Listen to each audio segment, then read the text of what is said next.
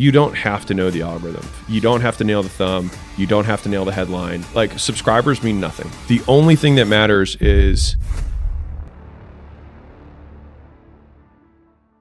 How do you think your content strategy has changed in the last 12 months? Because I can, from afar, I can see some of the adjustments. Yeah. Caleb's not here today, right? Yeah.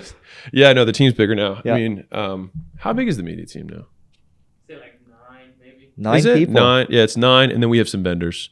So probably, if you included their teams, probably like 15 or 16, somewhere in there. Okay. I mean, I think the big thing is like, we try and focus on content that only we can make. That's the big single throughput line.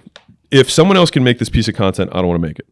And so that's why we try and we call them, 1 of 0 stories, which is like something no one else can do. And so like no one can talk about like how they bought a teeth whitening chain and then like implemented a new sales process and then 5x'd it. No one can say that because that's such like, no one did that.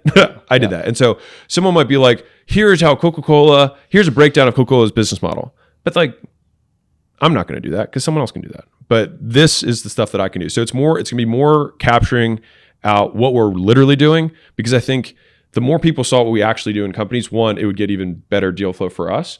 But also it's more unique than I think what most people do. So that's kind of like us trying to play more to our strengths, which is like our day-to-day is our strength. And we almost diverted from our strength to create content to just like learn this game.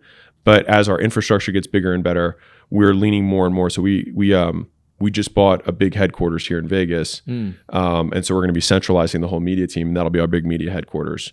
And so You got the gym in there too, right? Yep. Yep. We have a whole floor. Nice. And so there's going to be a ton of new content we're going to be pushing out. Because it's funny, because like right now people would probably be like, it's so crazy to even say this, but they're like, you've made it. You're at like the pinnacle of content. I'm like, dude, we literally haven't even started. Like the amount of stuff that we're planning on doing for like 2024 is bananas. I can't wait. It's gonna be like, we will be pushing out a lot of content, and it will be really good. Yeah.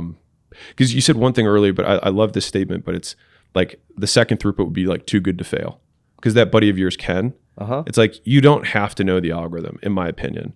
Like if the piece is good enough, you don't have to nail the thumb, you don't have to nail the headline. If people start watching it and they're like, this is so good, they will share it. They will keep watching it, and they will come back and watch the next time. Because what happens is, like, if you think about the human behavior side of it, if you over deliver like crazy on one video, the next time you post a video, that person will click it.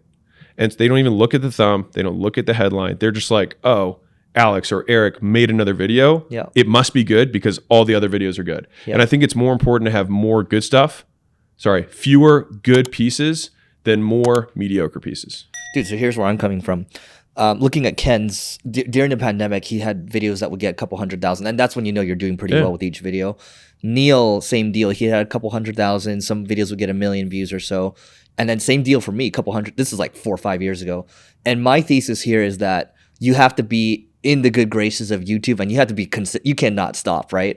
And because those guys, Neil stopped, Ken stopped, I stopped, we're in this box right now where I look at Neil's YouTube, I'm like, dude, your videos are the same shit from the last couple of years ago, but you're only getting like 5-10K views, right? Yeah. So I think there's this penalty box almost. I think it's so in my opinion, all social media has switched to the TikTokification of social media. I actually think it's good, because what it does is like subscribers mean nothing. Yep. Followers on Instagram mean nothing. They're literally just a vanity metric now. And so the only thing that matters is click, retain, reward. That's it. And it doesn't matter what the platform is, they're all the same. Is like, did you get them to click? Did you get them to watch? And did you get them to come back? Yeah.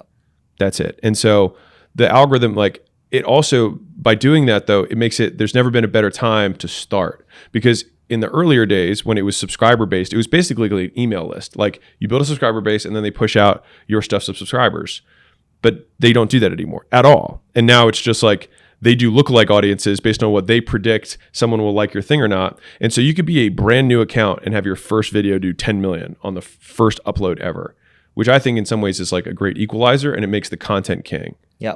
And so actually going to the shorts for a second, you're a team of 16 people. Yeah.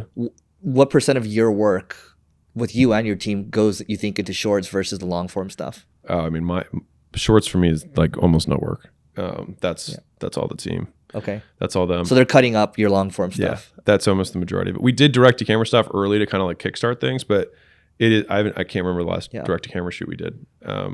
Because direct camera versus it's a different setup. Different and experience. so like you're no more direct to camera. Not that I'm not against it. It's just that they've got enough other stuff, and I prefer the other stuff because I think it's more like organic. Yeah.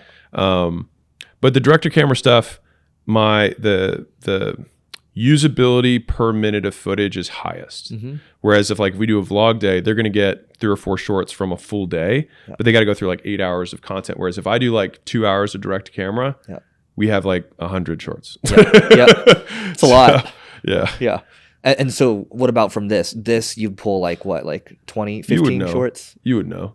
Yeah, it all depends. Like, say like 10, 20 shorts. Okay. Yeah, really 10-ish. So you go for 2 hours or something like that. Yeah. Okay. Got it.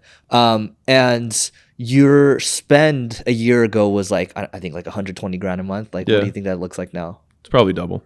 Okay.